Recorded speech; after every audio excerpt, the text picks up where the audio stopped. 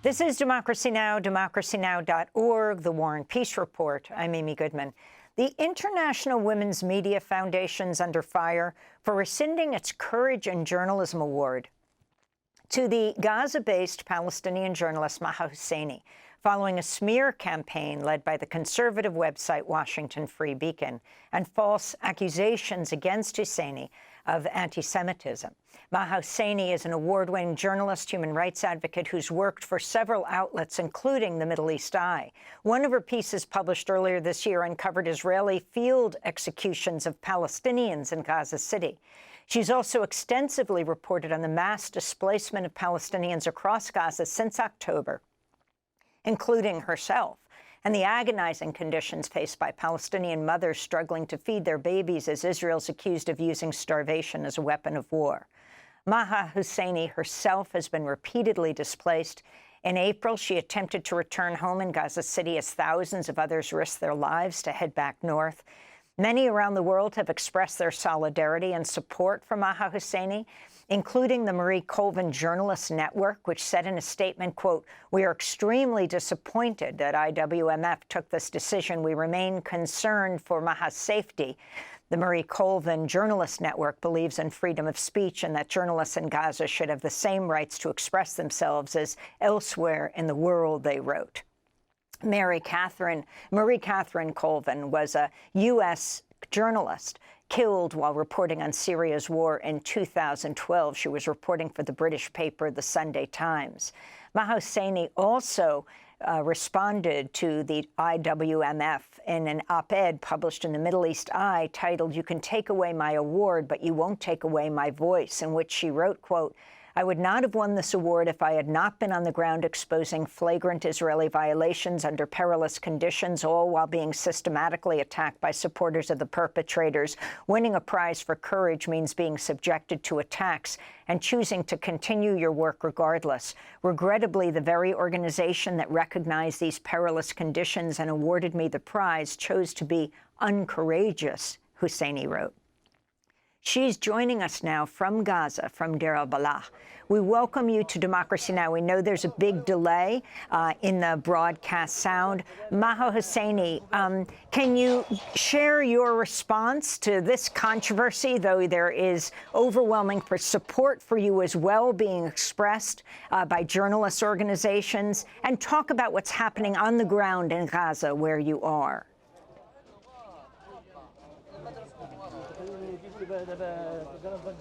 So, well, I'm now in Deir al-Balah, particularly in Al-Aqsa, at Al-Aqsa hospital, where in the background there are actually dozens of victims arriving in the ongoing Israeli bombing while I'm speaking to you now. My Courage in Journalism Award was rescinded for the very reason that I have been awarded. It was rescinded for speaking up against these violations or talking, even as a Palestinian living under these conditions, under occupation, under a strangling blockade, and being displaced several times. Unfortunately, this is why we as Palestinians see that the global media outlets, the Western media outlets, can be seen as complicit in the silencing of Palestinian journalists, because they always succumb to these pressures by the Israeli occupation or the perpetrators in general. This is not the first time, by the way, that I have been subjected to such smear campaigns and incitement campaigns. In 2020, I have won also the Martin Adler Prize by the Rory Peck Trust, and following the awarding of this prize, I was subjected to a large smear campaign by pro-Israelis on social media, calling on the Rory Peck Trust to withdraw their prize to me. But this time, Rory Peck was courageous enough, and they did not succumb to these pressure. But unfortunately, 24 hours after this very campaign was launched on Wednesday, I woke up to the news that the IWMF has rescinded this award without even referring to me or without informing me. I knew of this rescinding of this award on social media. And this is why maybe Palestinian journalists are always intimidated.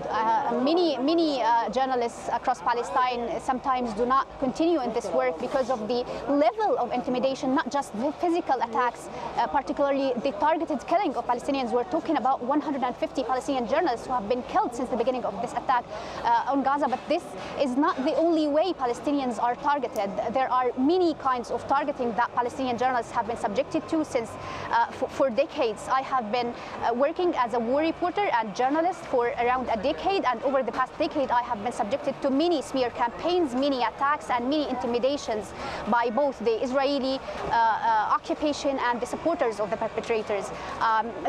It's not only me, it's not about me, it's not about Maha Hussaini, it's about every Palestinian journalist working in the Palestinian territory and in Palestine in general. Last month, for example, a colleague journalist reported that he received a call from the Israeli army informing him in Arabic that if he did not stop recording the violations on the ground, they would kill him, and they hang up the phone. So there are this systematic campaign, these systematic attacks against Palestinians to silence them, and this is why maybe we continue our work, because at a time when the perpetrators of human rights violations do not want these evidence to be seen, we have to continue reporting.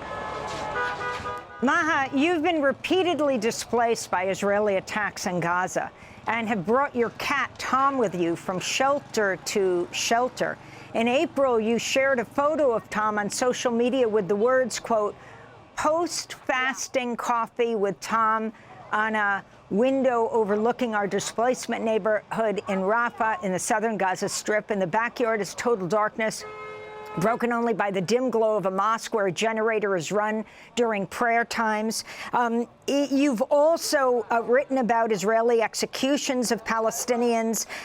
In December, you wrote about a piece describing Israeli mass executions in Gaza City. You wrote, quote, "For 3 days, Momen Raed al-Khalidi lay wounded and motionless between the corpses of his killed family members, pretending to be dead to protect himself from being shot by Israeli soldiers."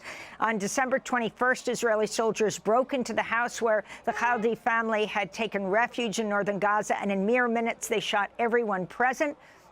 The soldiers left the house thinking they'd killed them all. Only Momen remained alive, bleeding for days before neighbors found him and took him to the hospital. Can you explain this video and how the Israeli military responded?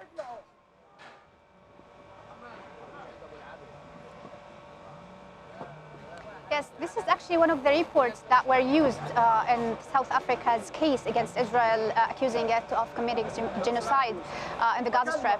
This is one of the cases, one of the dozens of cases or hundreds of cases of field executions against Palestinian civilians in the Gaza Strip. And this is why we say that the war waged on the Gaza Strip is not a war against particular armed factions, but against the entire population of 2.3 million residents. And this is why maybe I think that Israel attempts to impose a blackout on the entire of the Gaza Strip and to ban international journalists and international inquiry crews from entering to investigate these crimes and these human rights violations. As I said, this is one of the cases I have reported on. I have reported on hundreds of cases actually of not just field execution, but also use of civilians as human shields, assaults against women, sexual assaults against women and men as well. So yes, we are talking about a wide range scale of violations against Palestinian civilians, and that's why Israel has been attempting since the beginning of this attack of imposing several blackouts on the Gaza Strip. And can you describe what you wrote about just in the last week, starvation, particularly in northern Gaza?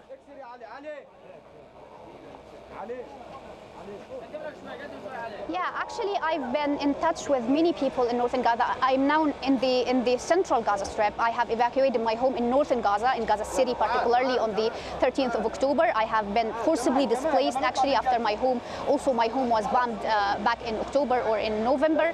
But I'm still in touch with people there in the north who reported that they cannot find anything to eat. My friend, for example, in the north of Gaza City, says that she cannot find anything anything to feed her toddler, who is actually in severe need of milk, of food, of nutrition, and he is now suffering malnutrition due to the severe starvation imposed by Israel. Actually, Israel is imposing a collective punishment on the civilian population in the north of Gaza Strip. As you know, on the 13th of October, Israel issued forced evacuation orders to the residents in the whole of Gaza City and the northern Gaza Strip. Those who did not comply with these forced orders are now facing a collective punishment by Israel for not complying with these orders. And while Israel allows under severe restrictions the goods and the aid to enter the southern and the central parts of the Gaza Strip, it completely bans any kind of food and any kind of aid into the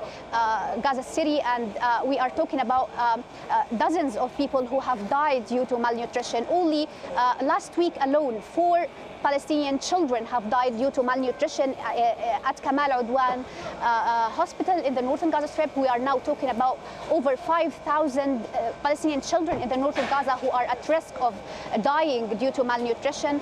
So this is particularly an Israeli systematic tool of war, which it has used as to starve the Palestinian population and to push them to come to the southern parts of the Gaza Strip. I have testimonies from people there who reported to me that amid the starvation of the Gaza Strip and the Gaza City in particular, the Israeli army at checkpoints, when they cross the checkpoints, the Israeli army and Israeli soldiers tell the residents that if you want to eat, go to the south. So this is like a kind of intimidation and forced displacement tool for Palestinians, that if they want to really live, they have to evacuate, to forcibly evacuate their homes and comply with the Israeli orders to go to the southern parts of the Gaza Strip. And this is why I think that Israel is allowing aid into the southern Gaza Strip.